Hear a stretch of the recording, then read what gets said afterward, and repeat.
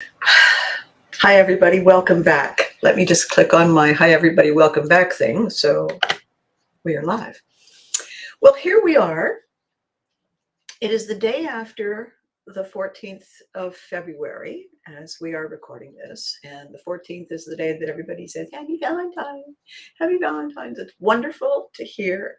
It's delicious to feel that people are in the spirit of let's spread a little love. It's not about gifts. It's not about people coming over. It's not like Thanksgiving, and it's not like Mother's or Father's Day. This is just a kind of a general, how are you? And here's the hug. And I was out and about yesterday doing a bunch of things, and felt great because A, it feels great, and B, life sometimes is a little complicated. So happy Valentine's Day plus one. So for those of you who are just joining us, my name is Abby Hagyard, and my claim to fame is that I survived my childhood as a military brat. And I also survived being a mom on You Can't Do That on Television and several Care Bears of assorted shapes and sizes. And in between those two moments in time for me anyway. Good morning, Freddie. Nice to see you. Happy Valentine's Day plus one. Um, in between being a military kid and falling sideways into show business, I discovered that I had learned something that not everybody learns. I had learned how to adapt and reset all of my unconscious autopilot, how people like us do things like this in new situations, in strange circumstances. It was kind of a product of the military upbringing where, every 15 minutes somebody says, guess where you're going to live tomorrow. It was sort of a product of show business in that, hey, you're the star. Hey, you're fired. Without really anyone feeling or exhibiting any sympathy for you, that you now had to juggle flaming chainsaws and keep doing things like eating and breathing and but keeping a roof over your head, because those lives, those lifestyles, those paths are by definition gypsy, are by definition unpredictable, are by definition filled with hidden hurdles. Everyone knows it. And if they don't know it to begin with, they know it real soon once they get in. And so as a product of that, I developed this ability to profile what's going on, profile the people I'm dealing with, figure out how to not only meet them and meet the challenge, but own it, to do well, to be able to walk around and say, I got this, even if I didn't. I figured it out, and then I practiced it all the time. As a result, I'm good at it. I also knew, for some reason, a lot of times we learn things, but we don't know how we learned them, and we can't explain it, and we just cross our fingers and hope like crazy that we can make it happen again when the circumstance arises. And so along with the pandemic and everything upside down, I realized that there was an opportunity for me to use this skill and to share it with people to help us all do better, feel better. And I don't mean do more to be more. I mean achieve more outcome with the same effort, as long as we know what the effort is and as long as we figure out how to focus it. And so on the how, I come along and say, so how's it going? And people say, and so I said, well, let's have a chat. What's going on? And while they're telling me, I'm profiling them. And then I say, so tell me if I'm right. You're kind of this and you kind of want that. Is that how this works? And you're sort of coming from here. Yeah. How did you know? That's the thing. So then I talk them through. And I say, if you this, then you might get that instead of that. Really? Yeah. I mean, let's walk through it. Give it a try. Say this and see how it feels. So I'm kind of like a performance coach. Mostly I'm a mentor, and they can trust me, they feel, because they watch me on television. They watch me being a mom. They know I was a Care Bear. Care Bears are sweet and kind and wonderful and supportive and all that. So they want to have somebody like me in their corner. And the fact that I succeeded gives them the hope that if I succeeded for me, maybe I can help them, right? So the concept is called pivotry in motion. A pivot is physical, a pivot is attitude, but the creative, the truly creative act, the decision, the strategy, the response as opposed to the react is an art form. It's creative. It's a reset of your mindset. And that's the re part. Like a poet writes poetry and wine growers have wineries. We use pivotry to live, to be, to do. And when I say in motion is that everything's a molecule, everything's in motion all the time. Even when it's dead, it's still in motion. So Pivotry in Motion is my campaign, my program, my stuff. These videos are my little hints and my simple win solutions for you, all of which are included in the program, in the book, in the workshops, in the blah, blah. And it's taken me a long time to pull this together because smack in the middle of working on it, first of all, COVID slowed everything down, but it was also my learning and my training and my researching. But smack in the middle of perfecting it, my sweetie died. And so it's been a year, actually, this weekend. And in the follow-up of his passing, I'm the executor. So many tap dancings, many hitting walls and falling down and getting up and wondering where my socks are. All of which is incredibly important for me to get through, to understand, to process for me and for all the people that I love. It's also teaching me even more stuff that I can use to help you. So it is a win. Painful, but a great win. So with all of that said, here I am. I'm live on Facebook. I'm live on YouTube. And then I immediately go over and I plonk it down in LinkedIn. So there's 3 places that people can see me. And I'm inviting people to go over to the YouTube channel at some point and subscribe so I have big numbers and whatnot. So that's the backstory. And I'm sorry that took so long, but there we are. Today's episode, I came up with a title and it made me laugh, which is why I kept it.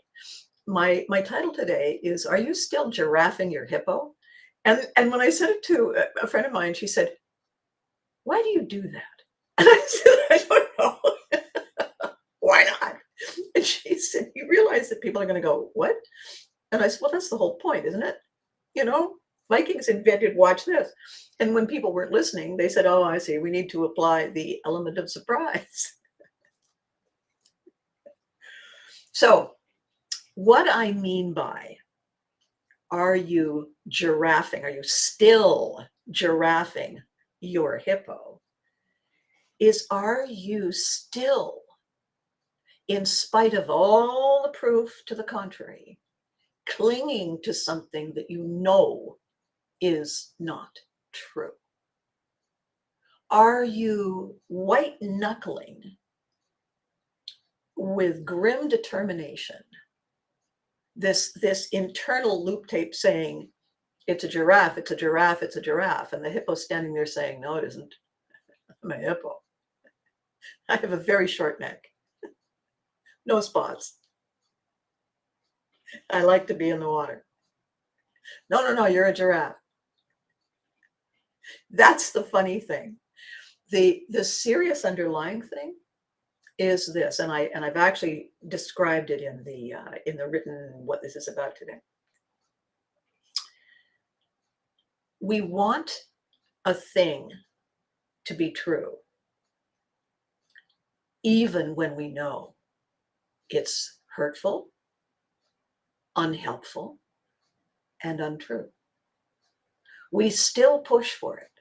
We still promote it. And that looks crazy. So the reason for today's video is I'm going to explain why we're doing it, because it's not helpful. It is hurtful, and it gets in the way of our long-term happiness and success. It is a short-term panic move. And the more clearly it is shown to us that we are incorrect, the digger we dig our heels in. It goes from being, well, that's your opinion too. I'm right, and you're not the boss of me, and screaming. Life sometimes throws us a curveball. It's how we deal with the curveballs that define us. Yes. So here's what goes on. And I'm going to use 3 examples because they're real, they're true, they're mine. What happens is this. At some point, we are promised something.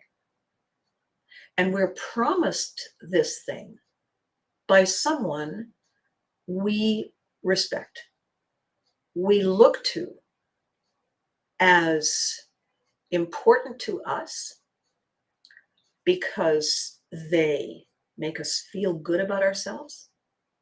They make us feel that they care about our welfare. And they make us feel special because they have singled us out. And we want to hang on to those elements. Why? Well, if we go all the way back to the primitive cave brain, if the alpha leader of the tribe says, stick with me, kid, you're special, nobody hurts this one's mine, we're safe. And we're favored. And that's pretty amazing. It's important. It's something that we hang on to when things aren't going well. Well, at least daddy loves me. At least mommy loves me. My dog loves me. I'm safe here, says the person in the middle of the tornado when they should have been someplace else and didn't go. No, I'm safe here. I'm safe. This is my house. My mom and dad wouldn't lie to me. Your mom and dad could be wrong. No, they can't be wrong. They can't be wrong. Don't you see? If they're wrong, then I'm not safe. If they're wrong, then they're wrong about everything. And when they said they loved me and they would look after me and I didn't have to worry, that wasn't true. And that can't happen. That can't be. That's what's going on. That's the wiring. That is the primitive, this is how I stay safe. This is why people will consistently follow the instructions, follow the leader, when it is abundantly clear to everyone that the leader is not correct. The leader has made a mistake. And we don't want to abandon the leader. We don't want to betray the leader, because that means that we are not trustworthy. We are not loyal. We're not following the path. We are rejecting people like us do things like this. And if we reject that, well, then our leader will kick us out of the cave where the saber-toothed whatnots live in, and we'll be lunch. So we have to cling. That's this. When someone else that you care about, respect, admire, like, maybe even love, sits you down and says, okay, look, do you believe me? Well, most of the time. Okay. Do you understand that you can't add 4 and 3 and get 11? You know that, right? Here's 4 apples, here's 3 oranges. When you add 4 apples and 3 oranges, you get seven individual pieces of fruit. You can see that, right? Right, of course. Okay. So when I tell you that 4 and 3 means 7, you agree? Sure. Okay. What if somebody else that you love says that every so often it's 11? Can't think. Okay. What if you drive by a convenience store and it says 7-Eleven? Well, that's just a name. Okay. They haven't added, they haven't equated 7 to 11, right? They haven't given you permission to believe me and believe the other person. Right. Okay. Then why are you believing the person who is telling you something that isn't true and you know it isn't true? You know it isn't true. Well, I'm not entirely convinced that it's not true. Okay. How much more convincing do you need? How many facts do you need? I have given you this many facts. How many more facts? Well, no, it's not that I don't believe you. I just like a second opinion. Okay. You've had second opinions from other people you trust and love. Well, I know.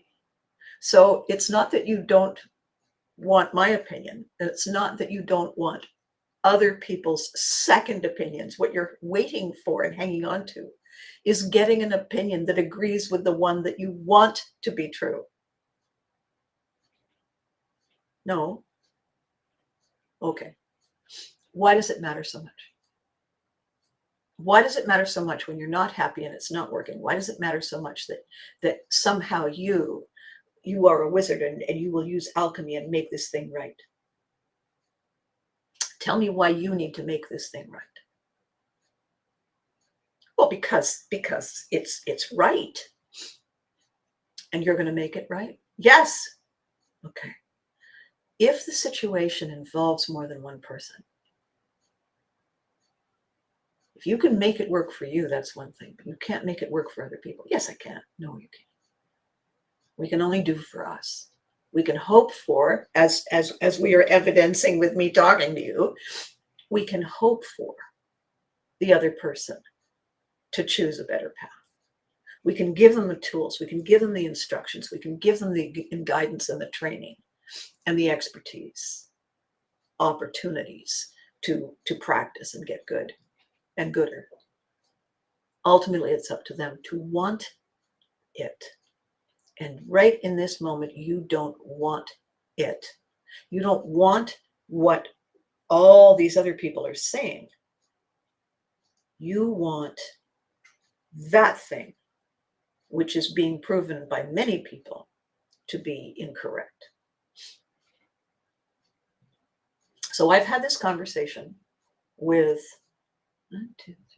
4 people now. 4 in the past 10 days. Completely different people, not connected, in no way overlapping in anything except that they know me. Why are they digging in? Why are they insisting that one thing said by one person must be true, even though all these other voices have said they are incorrect? And if they are knowingly incorrect, they are lying to you. That doesn't mean they don't respect you. Although, really, if you willingly lie to people, there is a lack of respect, really. It means that they have an agenda. They want it to be true for their reasons. So they're telling you. It's not malevolent. It's not, it is people wanting a thing and then forcing the issue. And if you're chasing it, you're doing it wrong. If you're forcing the thing, you'll break it. We all know that. So the end of the conversation is always this.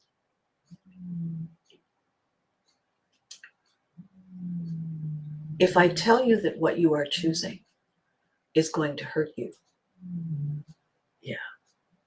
Freddie just said, undoing programming can be simple or complex depending on the situation. Absolutely, Freddie. What is happening here is this.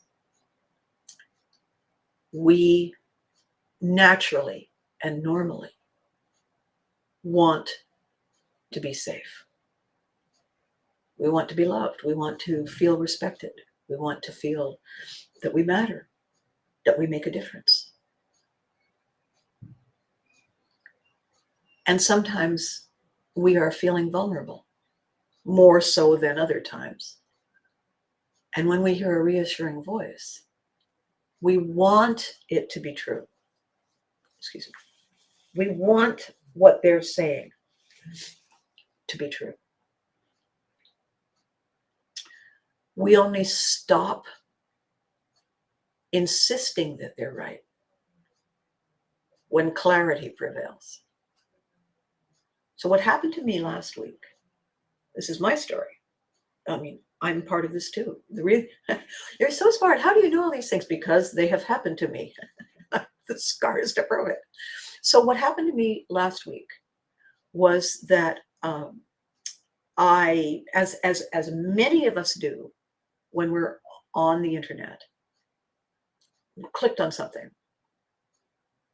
and it triggered a cascade of events that ended up with me having to reset everything, clean the computer, go to all my providers, restart every arrangement I have with all my providers, acquire all new tools to be able to work and interact on these platforms.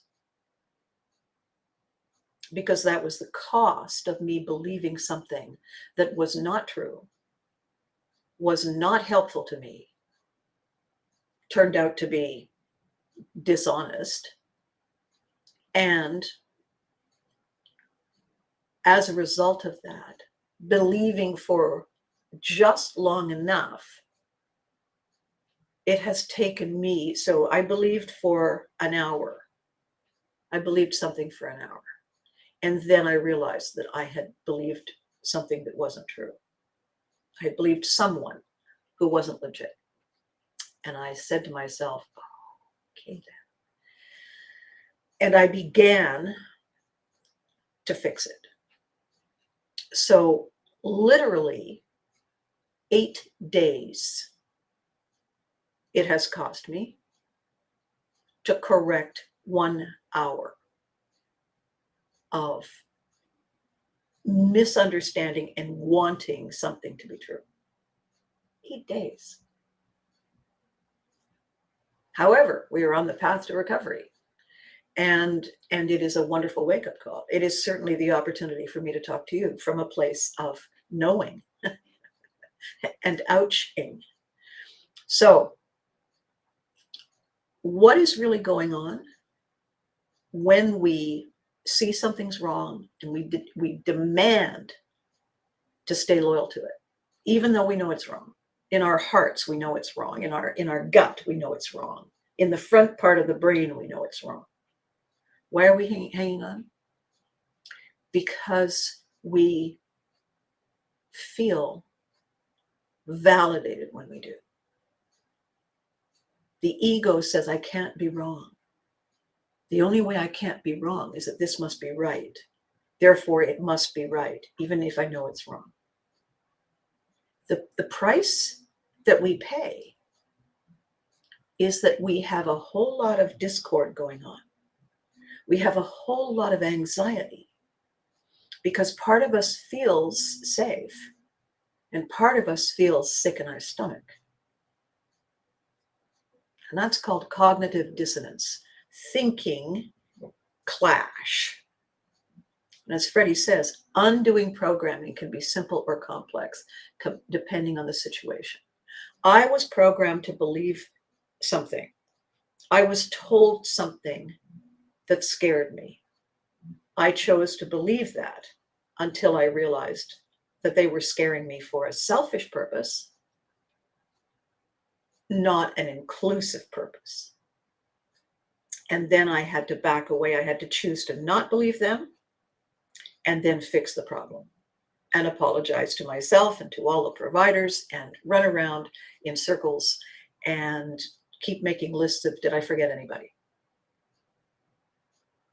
That happened on a computer. When someone comes along, and we see these stories all the time, someone comes along and says, I love you, I need you, I want you. Sign here. It's a once in a lifetime opportunity. Too good to be true. We almost never get third-party verification and validation of the things that we've been told.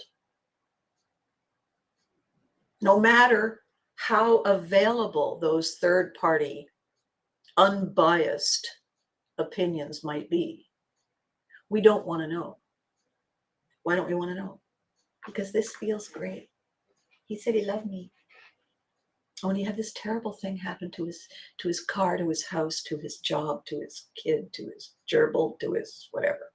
And all she needs to do is to, and so of course I can help. I mean, well, they said it was an iffy job, but they, everybody does it. And they couldn't be wrong. So I took the job, and it pays really well.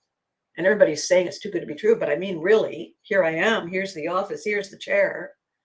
It's not like it's not real. Clearly, they're doing something right. Yeah. Why are you defending it so hard? Has anybody said to you that you should check their credentials? Oh, sure they have. But I'm busy. I mean, I got stuff to do, and I got people to. It happens all the time. We really want you for this job. What they really wanted, maybe they did, but what they also really wanted was something else that benefited them rather than you. They wanted to use you as a conduit to get to something. These things exist not to hurt us, not intentionally, but they answer someone else's purpose. If I am a control person, excuse me,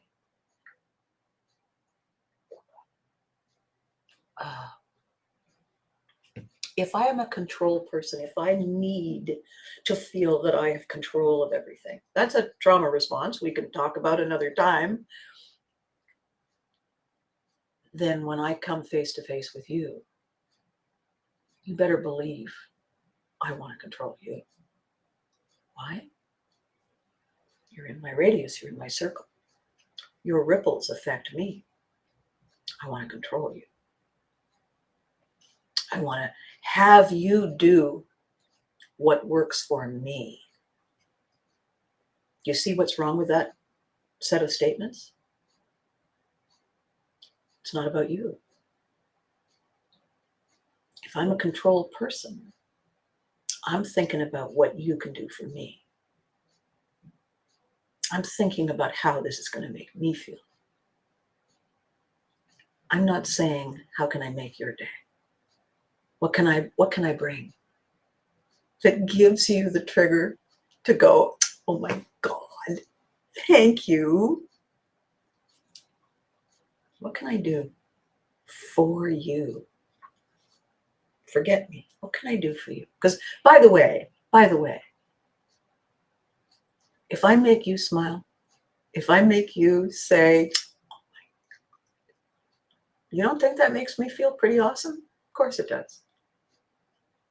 When we're selfless, it's pretty selfish because we get to feel good. But when people who are controlling people, and you hear them, but you don't want to hear them. You hear them say, I'm going to make you want me. That's a red flag. I'm going to make you happy. That's a red flag.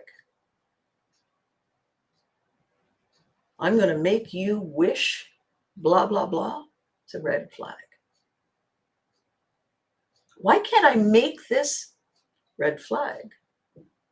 Why? We aren't in control. We are managers. We juggle, we create, we encourage, we contribute, we collaborate. We get in the car and drive it. We don't control the car. The computer controls the car. You put an explodable, flammable substance thing in close proximity to the trigger mechanism, and you go boop. You didn't make it go bang. You managed the process. You were here in the process and you went boop. That was your contribution. You didn't control it. Oh, by the way, after it explodes, you got no control. Oh no. We manage, we shape, we create, we design, we tinker, polish, negotiate, beg, plead. That's the writing process, by the way. We are part of an evolving thing. No individual one of us controls the outcome. The situation that I found myself in last week, they did not control me. When, we say I got hacked, I participated in a hacking. I played a role in it, unwittingly. However, I was present and accounted for in some way, shape, or form. I didn't even have the computer on. I wasn't even there. You had the computer. You're part of a process. You don't control the process. None of us controls the process. And the reason this is so terrifying for all of us is because we don't know if our alpha abilities, we don't know for absolutely certain that we have the tools and the skills and the resources and the instincts and the timing to be safe. We don't know. And the uncertainty is not a happy place for us. We want to feel certain. We want to feel safe. And back in the cave days, absolutely, life or death, really. Today, it is less about life or death. It is in varying shades and shapes and sizes and colors of progress, overcoming, initiating, finding solutions. And when we have these horrible things cross our screen, and I don't mean this screen, when we learn that we've lost someone, when we learn that there are people in terror and pain and suffering, when we understand that things are not going as well as they could, we want to be part of making it better. Unless we're the kind of person who says, oh, well, sucks to be them. That's a disconnect. That is unhelpful. They're basically just stuff in the way that you trip over. That's what they've chosen to be, spectators. And hopefully, they say to themselves, somebody will front me the ticket so I don't even have to pay to be here. So those are those people. And however, if you are watching this video, you had to make a conscious decision that you wanted to learn something, because you know that that's what these videos are about. They're Abby mom telling you what happens when you do this and why we don't do it again, or why we do. So are you still giraffing your hippo? Yeah? Really? Be honest. Nobody's watching you. You're watching me, right? So you can say, yeah, I got it. Okay. Okay. Fine. How you stop is making the decision that it's not serving you. You don't have to say, the person I loved lied to me. It doesn't matter what they did. Yes, it does. Okay. They didn't lie. They got it wrong. Somebody lied to them. They believed it. They passed it on. They love you. Whatever. The story is not true for you. It might not be true at all. It certainly isn't true for you.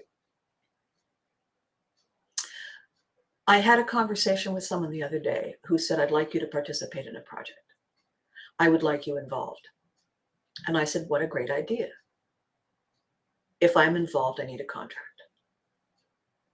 If my contribution is used, I need something in writing that tells me how it will be used, because it's my thing. Oh, no, we don't have to do that. Yes, you do. Yes, you do. Legally, yes, you do. And B, if you want to work with me, yes, you do. Well, I looked into it and it's not needed. Okay, I don't think you're listening to me. Yes, you do. I've been doing this for decades. And by the way, yes, you do if you want to work with me. And if you don't want to do it and you want to risk getting yourself in some kind of trouble that will be costly, both for your reputation and your wallet, carry on, but you will carry on without me, because I do not give you permission to include me. Well, I can do it if I want. You can do anything you like within your grasp if you are prepared to pay the price. And in writing, I am telling you that you will not be doing that with me unless you unless you understand clearly that I am telling you it is not acceptable. Well, a lot of people, a lot of people, yeah, okay, yeah, that's giraffing a hippo. Why they did that? They want it to be right. They want it to be right more desperately than they want it to be correct, helpful, positive, inclusive, and safe. Why they're prepared to risk all of that? That's their thing.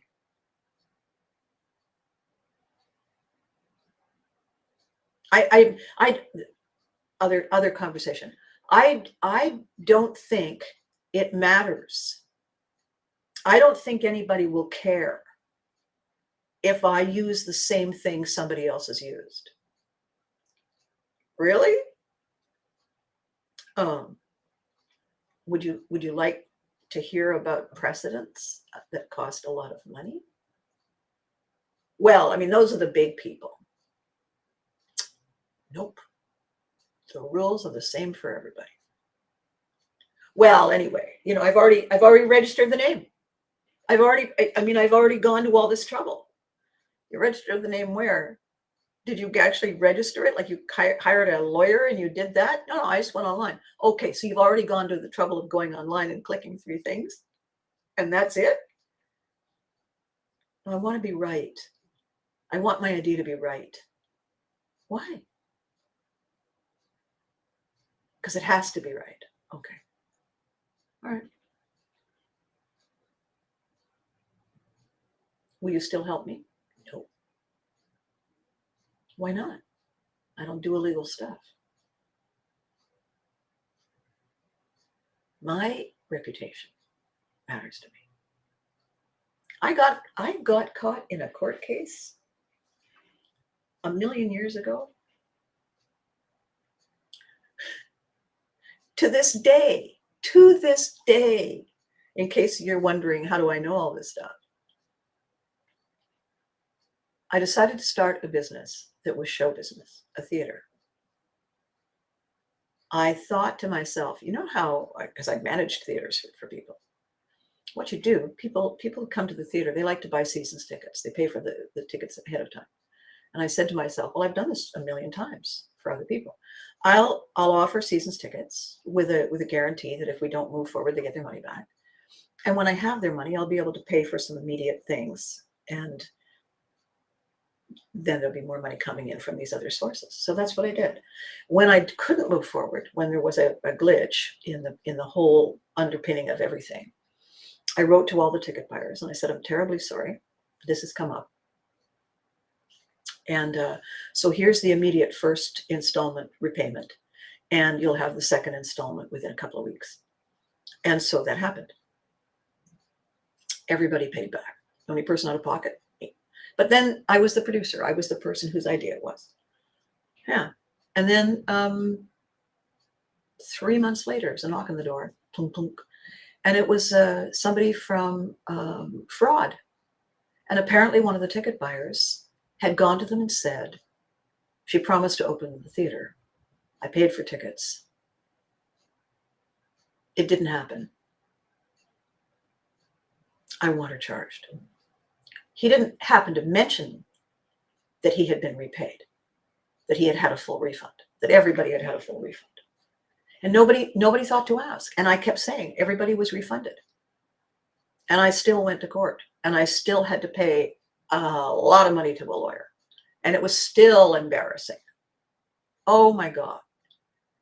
And there were still people saying, people like her, they think they can get away with anything. I didn't get away with anything. On the final day in the courtroom, when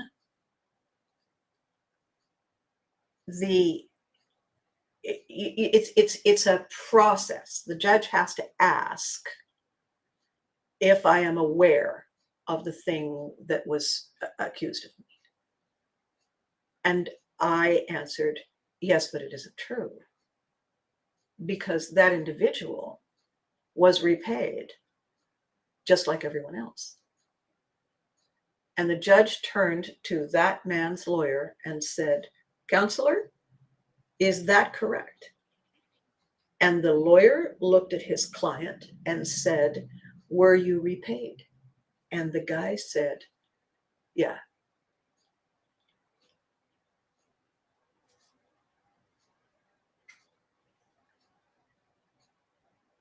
He had insisted on something untrue for 6 months.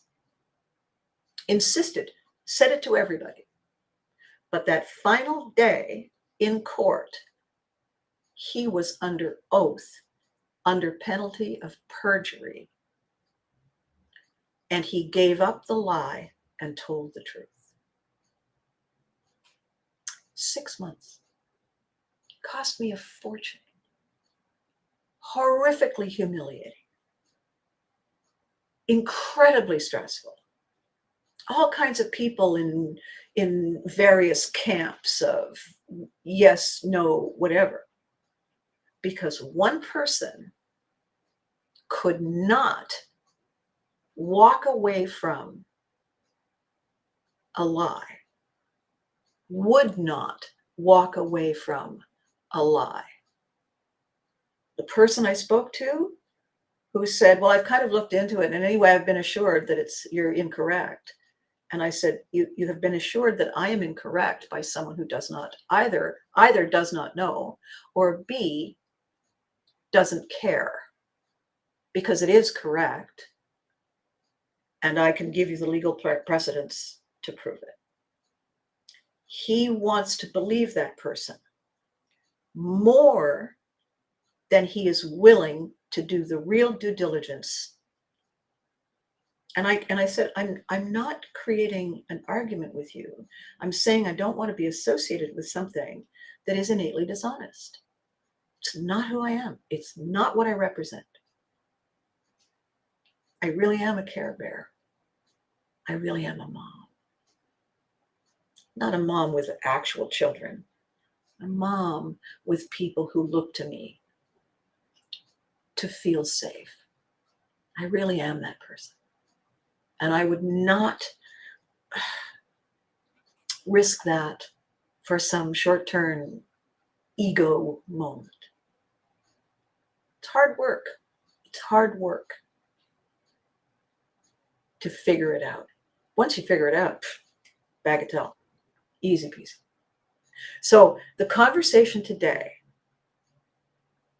are you still, this is not new. You've been doing this. That's why I'm asking it. Are you still giraffing your hippo?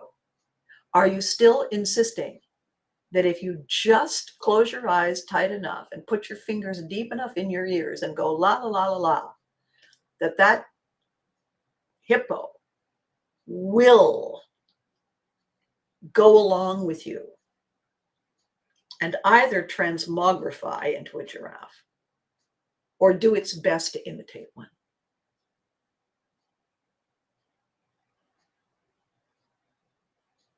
The question is not, do we do it? We do it all the time. Do we need to know why we do it? Sure, because we'd rather like to not do it again, not stop doing it. Do we know how? This is the how. Give yourself permission to believe something else. Replace it. How do you quit an unhelpful habit? Replace it with a helpful habit. So much easier than being in a vacuum. You don't like your job? Don't just quit. Well, at the end of the day, no. You don't just quit. You don't say, I can suck it up. What is it that you would like to do? What is it of your job that you currently do that are your skills that you actually like? You just don't like them here with that on top. What is it? Okay. You're allowed to go look for that. Well, they told me that okay, so they could be wrong. They could be wrong. Here's the I think the most important thing and the bottom line in all of this. Humans are innately flawed. There's nothing absolutely perfect when you look around. We have illusions of straight lines. They're little molecules who have all decided to get together, but they're not straight. We're allowed to believe different things. We're allowed to discover new information. We're allowed to just say one day, you know what I've never done? When you stand in front of a mirror, this friend of mine once said, you know what I've never done? I've never, she said, I watch you do it all the time. And every time I watch you do it, I think I got to remember to do that. What is that? And she said, well, before you leave the house, you do this thing, like you look in the mirror and then you look sideways and then you turn around, you look at the back and you hold up a mirror. And I said, right. She said, I never do that. And I said, well, I suppose it doesn't matter once you're leaving the room if you never want to see them again. It doesn't really matter. If all you're working on is the entrance, fine. But I happen to know that there are 360 views of me. And some of them over the years have not been that flattering. So how about I look before I leave the house? How about I check finally to make sure that the back of my skirt is not caught up in my pantyhose? I'm going to tell you that story next week.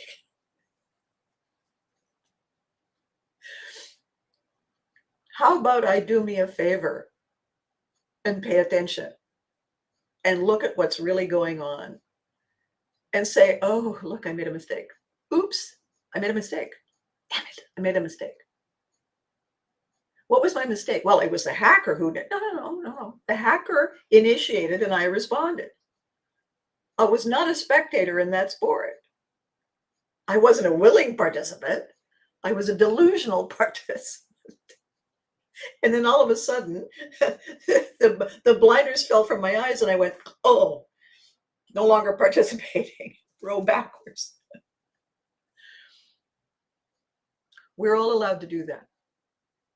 And one of the things that I'm going to coach you on when you want to work with me is this. We get through life with our dignity intact. We do. We do. The temporary, dear God, how long have I been looking like that, is fleeting. Unless, of course, you played mom on You Can't Do It on television, in which case it's forever. Be that as it may, no matter how goofy I looked, kids loved me. And it wasn't that they loved me, they loved their feeling of safety when they watched me because I was someone who made them feel safe. And I was fairly harmless. And I wasn't judgmental. And I wasn't mean. And they had a hunger for all those positive things. So did I look wretched sometimes? Oh yeah. Yeah. Was that on purpose? Yeah. Yeah, it was. Did it serve its purpose? Mm-hmm. See, now when people say, wow, that you look awful on that show, you know, I can forgive me for being flawed. I I used to be horribly embarrassed by things before that show. Especially, when you're a teenager. Oh, mom. Yeah, I used to be horribly embarrassed by things. Now I say to myself, carry on. If all we're focusing on is how ridiculous I just was, that's a shame for you. I got stuff.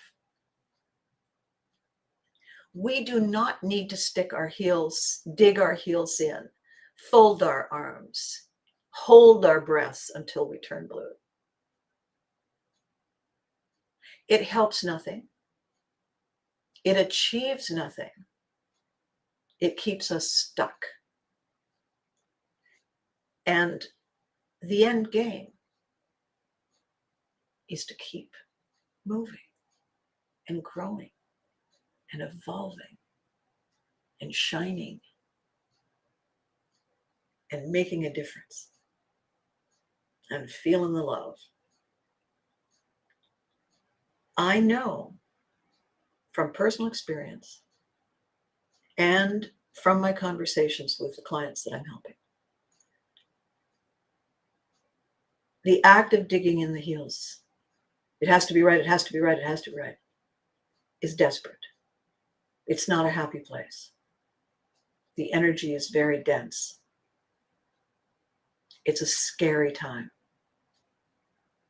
We have moved from thrive to survive. We have gone backwards. And we are resisting with everything we've got all the opportunities that are being placed in front of us to let go of that unhelpful thing and free ourselves to be. And that resistance that we put up is draining and negative, unhappy, and it does not take us where we truly want to go. And I really want to help you recognize how fabulous you are, show you how gifted you are, and coach, train, teach, inform, cheerlead as you figure out where the tools are and how to use them. That's what I'm bringing. That's what I'm bringing to the table. So the weekend is upon us.